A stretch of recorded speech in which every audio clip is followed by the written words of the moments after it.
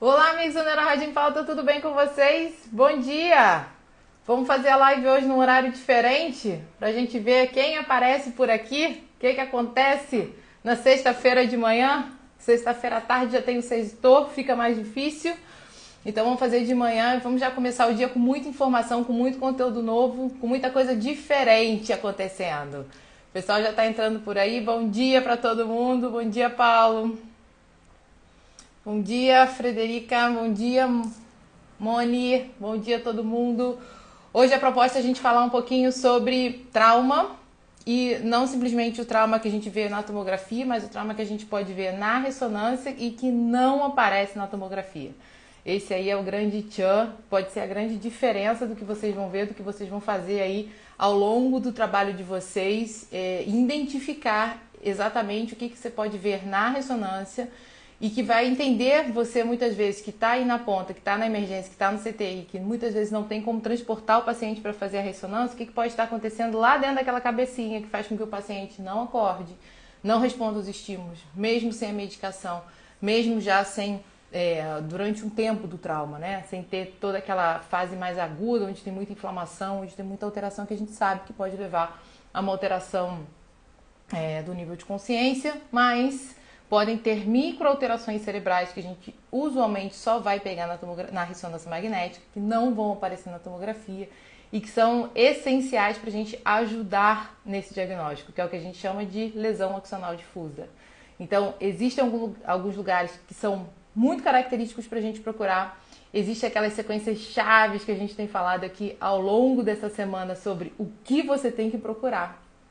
E é sobre isso que a gente vai falar um pouquinho.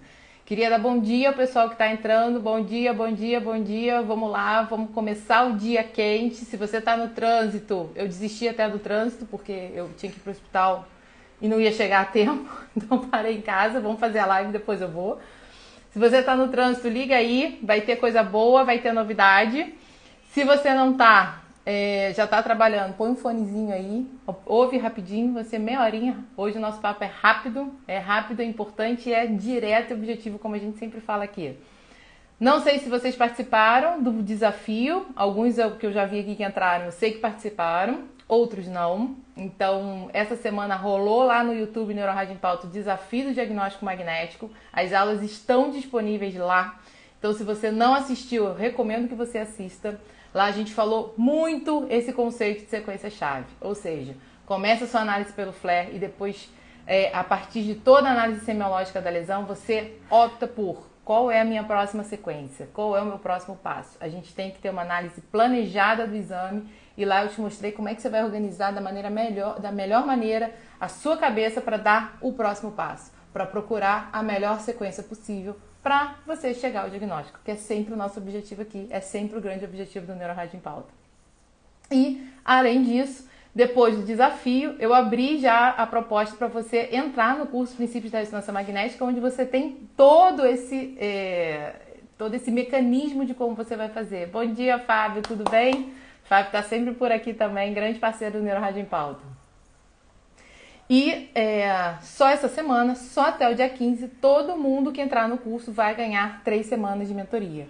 Então, é uma oportunidade única. Você não vai pagar pela mentoria, na verdade, você vai comprar o curso com desconto e ganhar 3 sessões de mentoria. Se você estava na dúvida, esse é o momento para você ingressar, para você dar aquele pontapé inicial, para você dar aquele start na sua carreira, entender como é que funciona a ressonância, entender como ela vai funcionar a seu favor, a favor do seu paciente no diagnóstico e não contra você. Se você virou R3 de radiologia, que vai ter que ver ressonância, se você virou R4 que está indo para ressonância, se você está na neurologia e viu quanto que a imagem é importante para você, se você está aí na clínica, pede exame, pede exame, pede exame e recebe aquilo, não entende como é que vê o laudo, vamos entender? Eu acho que vai ser bom, acho que vai ser muito bom para você. E com a mentoria, você vai ter mais ainda. O que você vai ter na mentoria? A gente vai ter encontros exclusivos que duram em torno de 2 horas e meia. Você vai ganhar 3. Os 10 primeiros inscritos vão ganhar a mentoria completa. Só a mentoria é um pacote de R$ 2.500. Então você está ganhando. Eu estou te dando isso para você vir para o curso, para você conhecer. Eu tenho certeza que você vai gostar e não vai se arrepender. Então, o carrinho está aberto, o link está na bio. Eu acho que vocês têm que aproveitar, porque um lançamento igual a esse não vai ter. Então, já fica a dica. Todas as aulas estão lá no YouTube Neurorádio em Pauta. E eu acho que vale a pena vocês irem para vocês verem sobre o que a gente vai falar. E depois eu tenho certeza que vocês vão querer apertar o link e entrar aqui para a gente se encontrar aqui desse lado com muito mais detalhe, com muito mais tempo, com muito mais sutilezas que vão te ajudar realmente a entender o exame e a ver como aquilo ali pode agir em função de vocês. Vamos começar? Bom dia ao pessoal que está entrando aí. Vamos começar a falar sobre trauma. Pois é, quando a gente fala sobre trauma, qual é a primeira coisa que vocês pensam? Hematoma. Eu penso. Quem está aí assistindo agora online, o que vocês me falam? A primeira coisa que vocês falam assim, caramba, o paciente teve um trauma. E você já imagina o quê? Sangue na cabeça. Onde é que está esse sangue? Dentro do parênquima, fora do parênquima, intra ou extraaxial, esse é um dos conceitos que a gente tem que ter primeiro para poder fazer os diagnósticos diferenciais, intra ou extraaxial, intra ou extraparenquimatoso, hemorragia subaracnoide, são tantos tipos de sangramento, né? Todo mundo aprende lá na faculdade uma série de tipos de sangramento, o formato do limão, o formato da banana, e como é que você vai ver, e tem que ver hiperdenso na tomografia. Na verdade, você fica pensando uma banana no limão na hora que você está olhando a TC lá, quando você viu um hematoma. É importante? Alguns você vai ter que ter uma conduta mais imediata, outros você pode ter uma conduta mais expectante, dependendo do tamanho. Outros você já sabe que você tem que se preparar para dali a um tempo, como hemorragia subaracnoide. Ela pode até ser pequena, mas ela pode cursar com vasoespasmo dali depois de uma semana, 10 dias, então ela vai ter complicações lá na frente. Você não pode deixar de acompanhar esse paciente, achar que está tudo bem, mesmo que ele esteja bem naquele momento, pode ser uma hemorragia pequena. Enfim, a gente imagina muito esse tipo de sangramento do lado de fora. Se você não acredita em mim, vamos ver uma imagenzinha de ressonância. Eu mostrei para vocês quando a gente fez a live do T1 na semana passada, e eu acho que quando a gente fez a live do SWI também na semana passada, como que vai aparecer um hematoma subdural. Estou procurando aqui nas 599 mil fotos do meu celular, e ele vai aparecer exatamente dessa forma. Ele vai aparecer como uma meia-lua, como aquele aspecto da banana. Todo mundo gosta de botar no esquininho o aspecto da banana, né? Então ele aparece lá como essa meia-lua. E aí você vê, isso aí é uma sequência T1, como é que eu sei que é T1? Olha ali nesse cantinho aqui, o licor preto ali entre os sulcos, e a gente está vendo essa coleção aqui que ela é fora do parênquima, ela é extraaxial, está no espaço subdural e ela tem um efeito de massa, né? Ela abre ali, ela tem um hipersinal no T1 porque é conteúdo hemático, então como a gente viu lá na live do T1, no T1 o sangue vai brilhar, principalmente nas fases mais precoces, com o tempo ele vai se tornando menos hiperintenso, igualzinho como a gente vê na tomografia. No início é bem hiperdenso, depois ela vai se tornando mais isodensa, ficando com uma densidade muito semelhante ao do parênquima. Às vezes o subdural pequeno, dependendo da época, a gente pode até perder na tomografia, você tem que estar com um olhar bem atento para não perder aquela situação ali. E é isso aí que a gente pensa na maioria dos traumas. Você pode ter esse, você pode ter o subdural, o epidural, que ele tem aquele aspecto do limão, né? Ele vai ser uma bolinha redonda, ele não vai ter esse aspecto em meia-lua, como a gente está vendo aí. Mas a gente pode ter outras alterações. Então, vou mostrar aqui um exemplinho de alguma coisa que a gente veria muito parecida com uma hemorragia subaracnoide, que é a hemosiderose cortical. Esse exemplo aqui não é um exemplo de hemorragia subaracnoide, esse é um exemplo de angiopatia amiloide, mas a alteração vai ser exatamente a mesma, que essa é uma sequência SWI, essa imagem eu também mostrei lá na live do SWI. Então a gente está vendo, ó, o risco preto desenhando todo o córtex. É exatamente assim que a gente vê uma hemorragia subaracnoide, nesse caso aí, como a gente está vendo todo o córtex desenhado, teria sido uma hemorragia subaracnoide de grande vulto. Então, um paciente que estaria muito, muito grave, muito sangue dentro da cabeça, num lugar que leva uma irritação vascular e que cursa usualmente com vasoespasmo. Quanto mais hemorragia subaracnoide, mais vasoespasmo você vai ter. E aí, normalmente, a gente tem também alterações isquêmicas do parênquima mais tardias, secundárias a esse vasoespasmo. Isso é um segundo momento.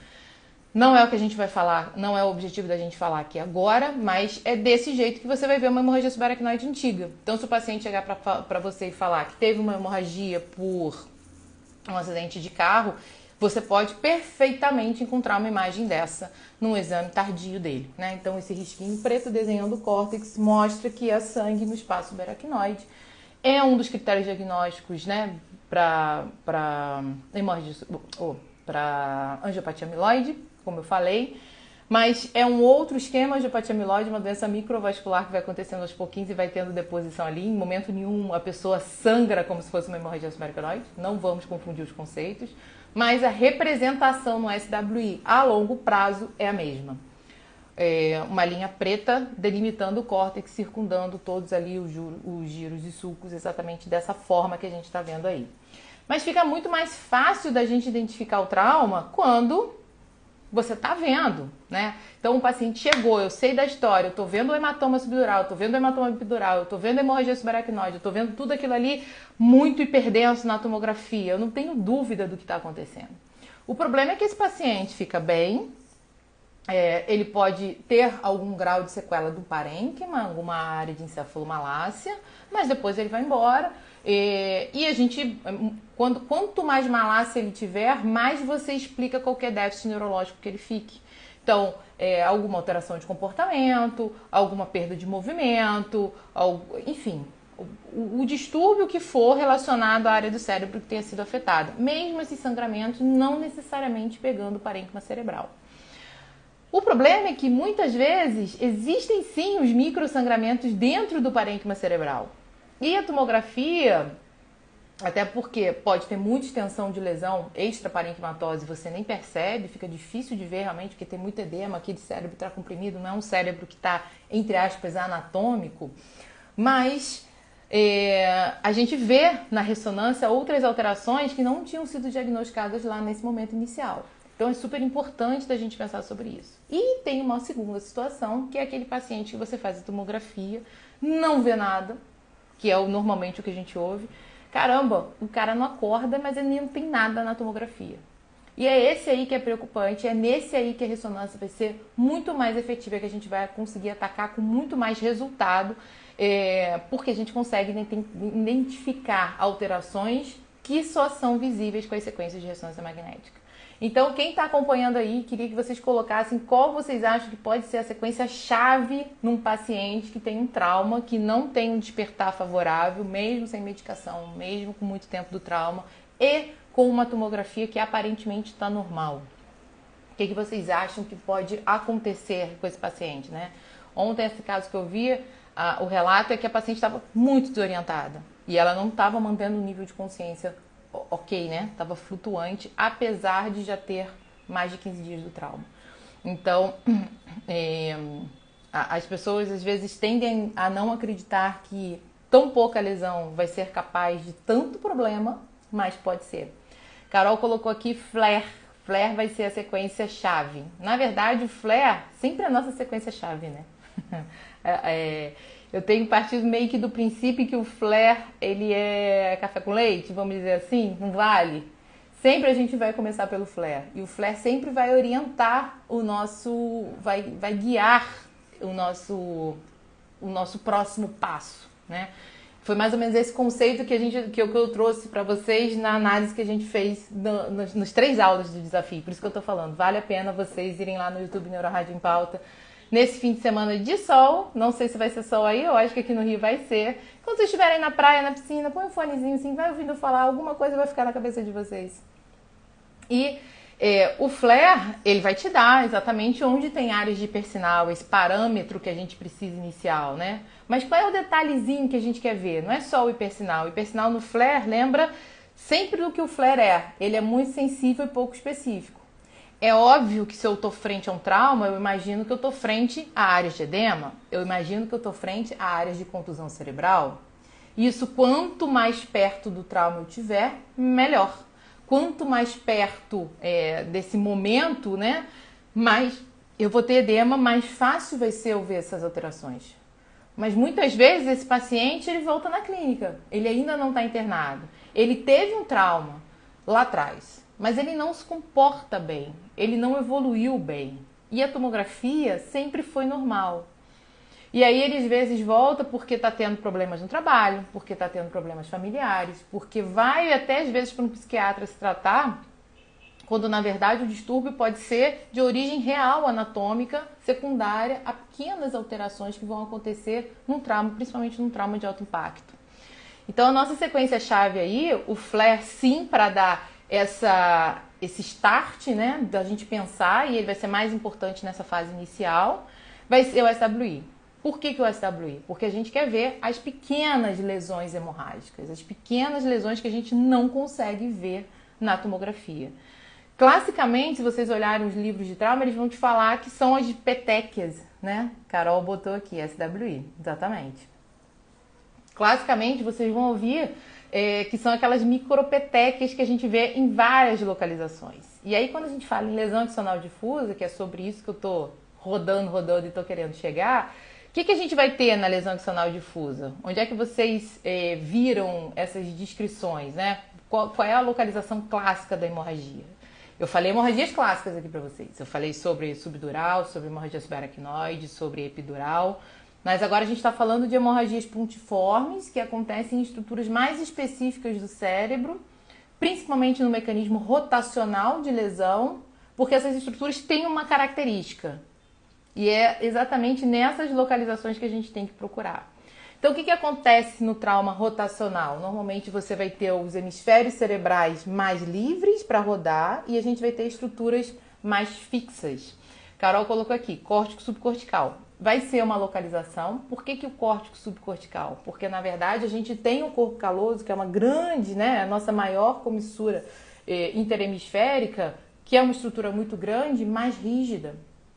Então, ela não tem a maleabilidade que o parênquima cerebral que está aqui em volta. Então, ele vai e ele não vai. E no que um vai e o outro não vai, a gente pode ter microlacerações.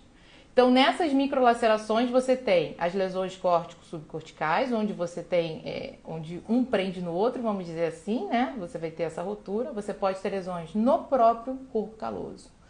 E essas lesões, porque ele tenta ir e ele vai lacerando as fibras. Então ele solta uma, solta outra, e aí você vai ficando com furinhos hemorrágicos ali, que são as petequias. Se você pegar os exames, estudos que mostram, tem um livro de patologia que você tem aí ainda, que mostram como é que são as alterações do trauma, eles vão te mostrar uma peça cheia de pontinho vermelho, que são as petequias hemorrágicas no corpo caloso.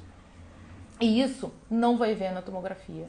Não adianta achar que é porque a tua tomografia é ruim, que você não sabe ver, que o radiologista não sabe ver. Nem é que ninguém sabe ver. Elas não vão ser vistas. A gente não tem definição de imagem na tomografia para ver essas micropetequias.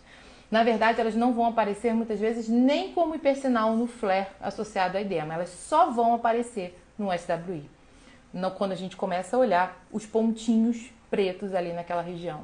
E tem um outro lugar que é bastante acometido no trauma, que a gente tem que olhar também sempre com carinho. E esse aí, por ser uma área menor, mais nobre, qualquer foco hemorrágico já pode ser responsável por gerar algum tipo de problema. O pessoal que está aí, Carol que respondeu córtex subcortical, outro pessoal que estava participando, Vinícius, Carol botou aqui de novo, o que vocês acham que pode ser essa outra estrutura que a gente tem que olhar com muito carinho quando a gente começa a procurar por lesão axonal difusa? Estrutura também que tem um componente mais fixo e que vai ficar no trauma rotacional, está localizado na hora que a gente roda, ele torce. Imagina o tronco cerebral que está descendo aqui, não é no pescoço, né? É dentro da cabeça, mas a Carol botou aqui o corpo caloso, exatamente, o corpo caloso que a gente falou agora, mas também o tronco cerebral, né? Então vamos imaginar o tronco cerebral aqui como o nosso pescoço, ele sendo uma estrutura mais rígida e eu rodando aqui a cabeça, ó, num trauma. Imagina isso. Imagina eu tentando segurar aqui, olha aqui o quanto eu já estiquei minha pele. Para cá, olha aqui o quanto eu já estiquei minha pele. É exatamente isso que vai acontecer com o tronco cerebral. Ele está fixo e você está rodando as estruturas que estão em cima dele. Então, também vamos ter microsangramentos na ponte, no mesencéfalo e até mesmo no bulbo. Então, isso é muito importante porque são estruturas extremamente nobres que estão ali. Tudo que está no tronco cerebral concorre por muito pouco espaço, né? Então, eu tenho núcleo de par craniano, eu tenho todas as fibras, os tratos descendentes e ascendentes. Estão passando ali numa região muito pequena. Então, um sangramentinho que a gente olha assim, mas é só um. Mas pode ser dentro do trato corticoespinhal, pode ser dentro do núcleo de par craniano, pode ser dentro daquelas zonas todas que a gente sabe que estão correlacionadas às zonas de atenção, às zonas de manutenção do nosso sensório, às zonas de manutenção da nossa percepção. Então, assim, é uma estrutura extremamente nobre, ninguém tem dúvida. E a gente não pode ficar facilitando com problemas ali naquele tipo. Então vamos começar a nossa análise? Esse paciente aqui, ó, vamos começar na sequência flare, que foi o que todo mundo falou no início. Ah, eu quero ver o flare. O flare sempre vai ser o nosso guia inicial. Ele é o botão do GPS. A gente apertou o botão do GPS, pum, aparece o flare. Ele vai dar a nossa guia, é a nossa aquela orientação que a gente precisa. Então, como isso aqui foi uma ressonância mais perto do trauma, isso aí foi exatamente 4 dias depois do trauma, e a paciente estava muito desorientada, e de novo, vem com aquele conceito de ela foi atendida e a tomografia era normal, porque a gente não tinha nenhum hematoma, nem intra, nem extraparenquimatoso. E essas pequenas alterações que a gente está vendo aí, ó, reparem que tem uma alteração aqui no tronco cerebral, na ponte, mais à esquerda, e tem uma alteração assim cortical, ó, na região temporal medial. E aí vem um segundo conceito. Sempre que a gente olhar por alterações na região temporal medial, né, e frontal baixa aqui, o que a gente chama de porções mais operculares, que elas estão perto aqui do osso, a gente tem que pensar que tem um mecanismo traumático envolvido. Por quê? Porque são áreas normais de cisalhamento. É a parte do cérebro que está mais em contato com a base do crânio. E a base do crânio é cheia de reentrâncias. Quem lembra lá da aula de anatomia, lembra o quanto o nosso crânio é furado na base. Então aquilo ali é uma placa de espinhos para o cérebro. Enquanto está tudo bem, enquanto a gente está aí de boa, nada acontece. A gente tem líquor para isso, a gente tem meninge para isso, para defender o nosso parênquima. Na hora que o trauma é sério, aquilo ali não funciona.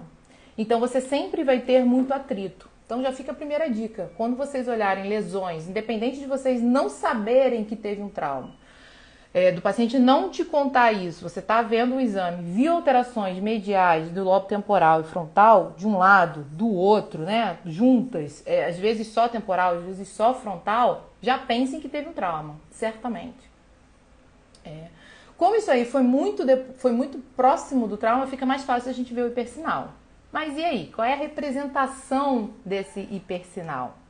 Será que isso pode estar explicando a clínica do paciente? É uma lesão na região temporal. Sempre pode. Vamos olhar aqui essa aqui, ó.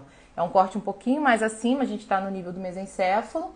A gente está vendo só um pouquinho de edema lá no mesencéfalo, perto do aqueduto cerebral. Tem uma bolinha preta e um pouquinho de edema aqui em volta. Mas a gente vê aqui na região frontal, ó, por trás do olho, que tem o hipersinal na porção opercular ali da região frontal.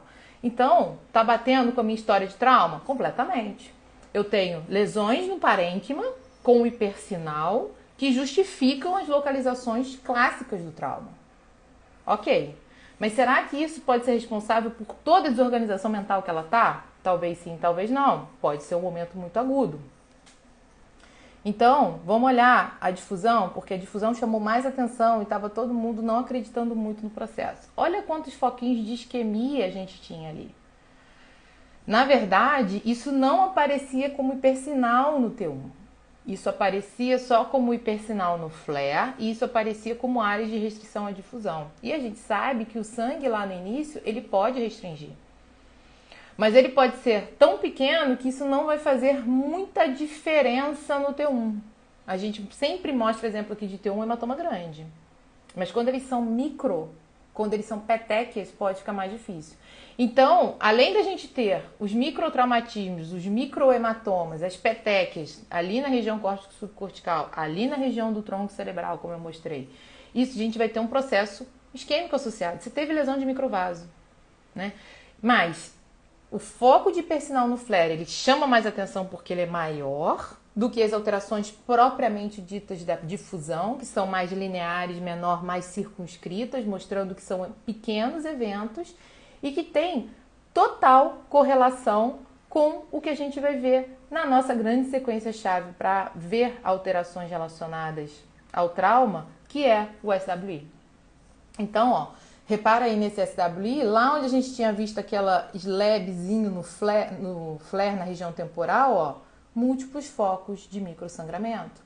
Quando você olha aqui, lá no tronco cerebral a nível da ponte, onde a gente tinha visto aquele hipersinal, um foco de microsangramento. Então, o microsangramento é micro, então ele vai ser um foquinho menor, e a gente tem uma área de edema em volta que vai chamar mais atenção na sequência flare.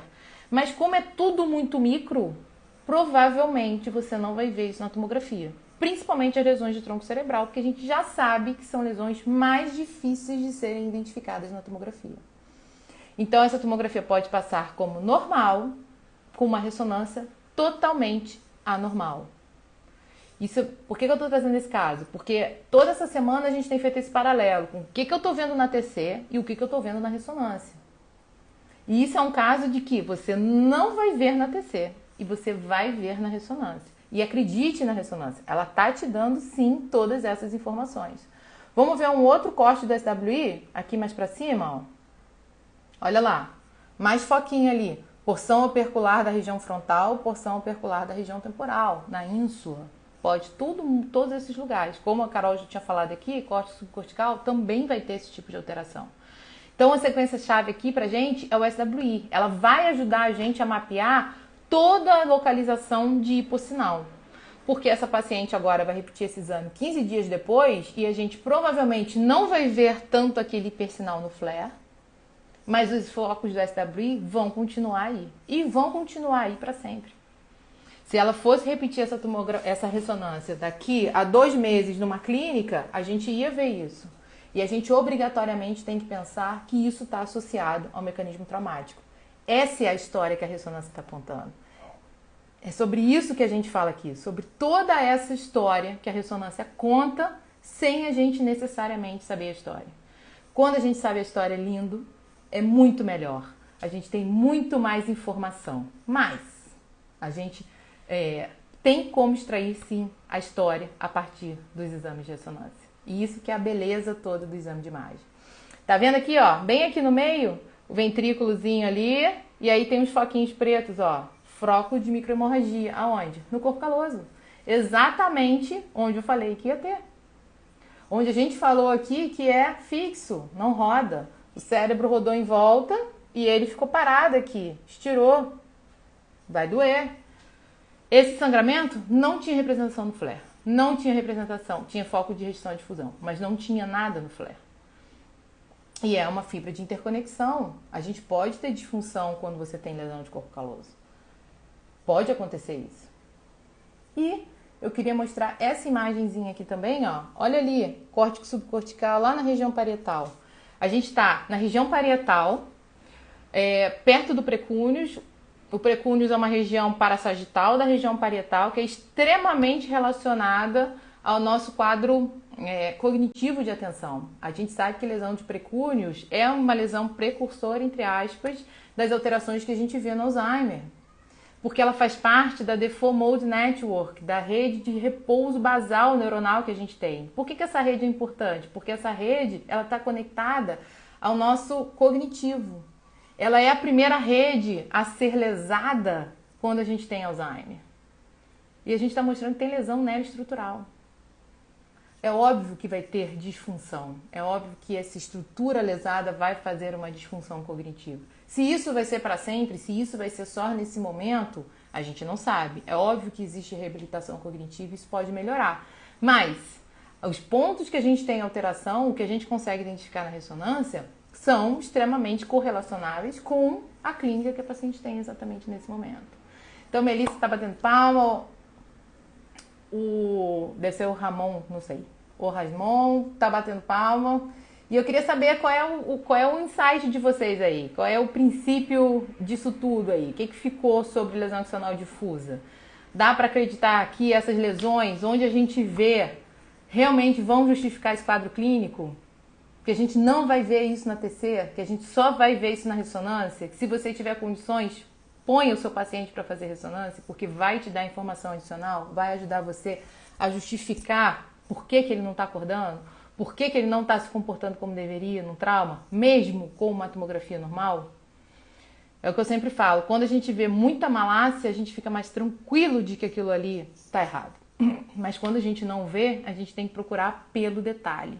E o detalhe no SWI vai aparecer quando a gente tiver lesão axonal difusa, tá?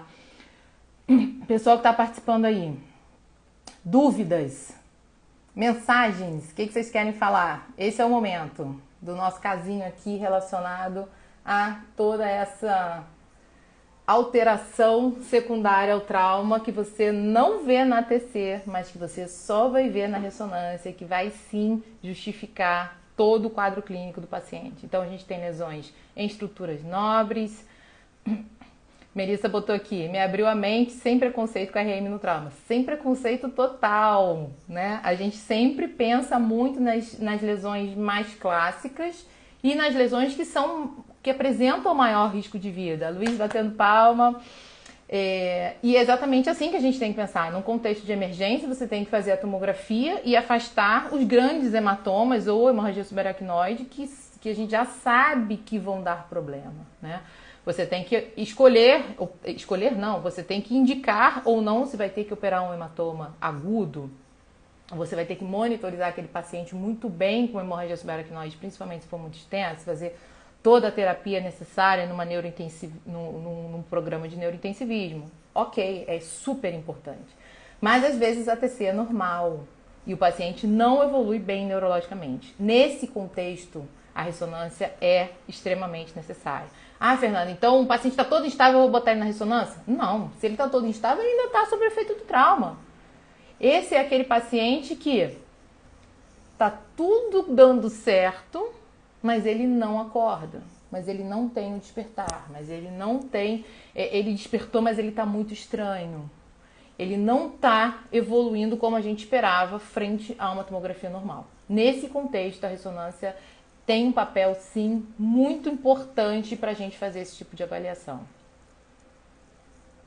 Vinícius botou aqui, muito bom ver o do emprego do RM na avaliação do paciente com trauma. Obrigada, Vinícius. Era exatamente um pouquinho sobre esse contexto que eu queria trazer. Eu vi esse caso ontem, achei muito interessante, porque eram lesões muito características, muito específicas. A gente só viu alteração no flare porque estava muito próximo ao trauma. Foi um trauma grave, mas a paciente não precisou ficar entubada, enfim, então ela tinha condições de tolerar uma ressonância com mais facilidade. Nem sempre isso é possível, eu entendo. E ela estava muito desconectada, então todo mundo não estava entendendo por que a tomografia era normal com uma desconexão tão grande, né? E, na verdade, como foi um trauma onde ela foi achada, ninguém sabe o que aconteceu. E ficou naquela dúvida de será que ela estava com um quadro, alguma coisa de psiquiátrica, né? E caiu, ou será que ela caiu e ficou assim? Ninguém soube, ali a gente ficou meio em dúvida entre quem chegou primeiro, a galinha ou o ovo. Então, na verdade, a ressonância mostra que ela pode ter sim, ela tem justificativa anatômica para ter alterações cognitivas nesse momento. Se isso vai persistir, só o tempo dirá. A gente vai ter que continuar fazendo esse acompanhamento. De qualquer forma, eu achei muito, muito interessante porque ficou essa discussão. A clínica estava com um pouco de receio disso tudo, né? De ser só isso, porque a gente não vê um hematoma grande, então a gente acha que é só isso. Mas, na verdade, a gente tem múltiplas pequenas lesões em localizações cruciais. Então, quando a gente tem pouco de muito... Como é que eu vou falar? Muito de pouco, a gente tem muito no final. Isso é que importa. Então, o somatório pode dar problema. E aí fica essencial a gente ter uma boa ressonância.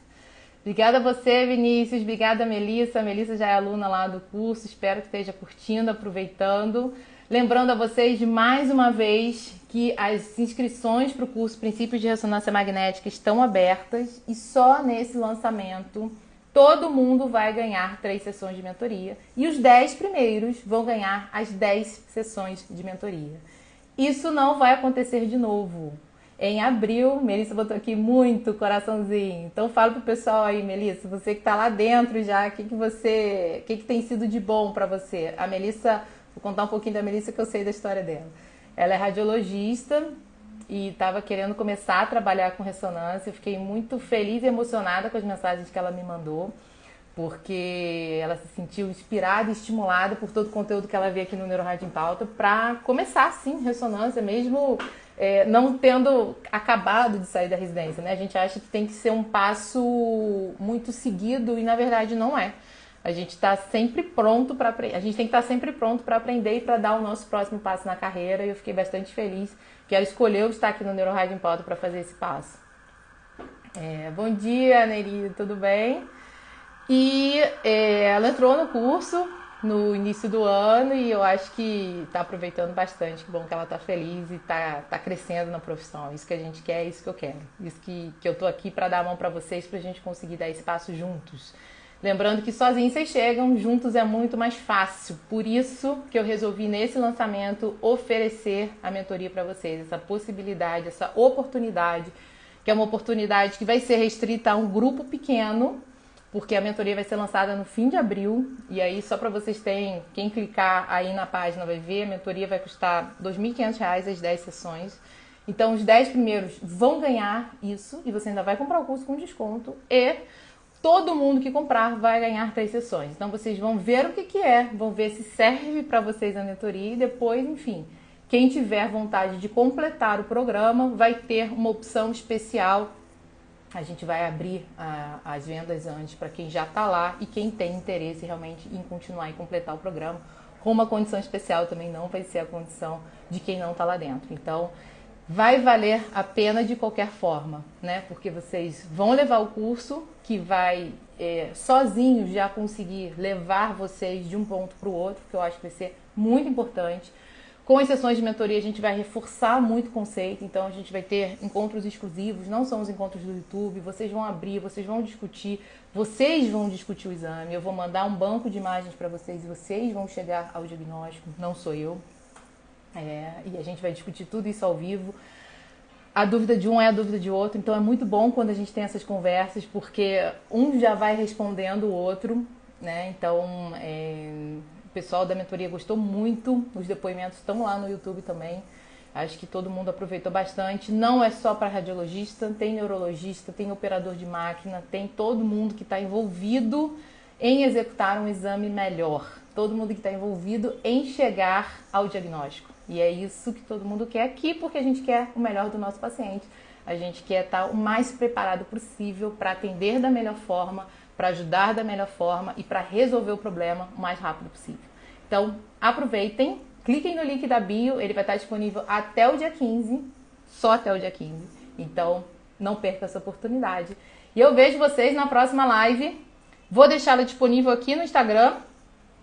Então, já deixem um comentário embaixo de vocês. Gostei, aprendi, não aprendi, como é que vai ser, como é que não vai ser. Caramba, nunca imaginei que a ressonância ia ser tão importante no trauma, que é um conceito que a gente não tem, mas que na verdade ajuda muito e vai ajudar a esclarecer aquele paciente seu que está meio estranho depois de um trauma. Pode estar a justificativa lá, tá bom? Então, beijo pra vocês, bom dia, bom início de fim de semana? Já? Não, né? Ainda tem trabalho hoje, sextou é só de noite. E a gente se vê ao longo da semana com mais live, com mais conteúdo aqui no NeuroRádio em Pauta. Beijo pra vocês!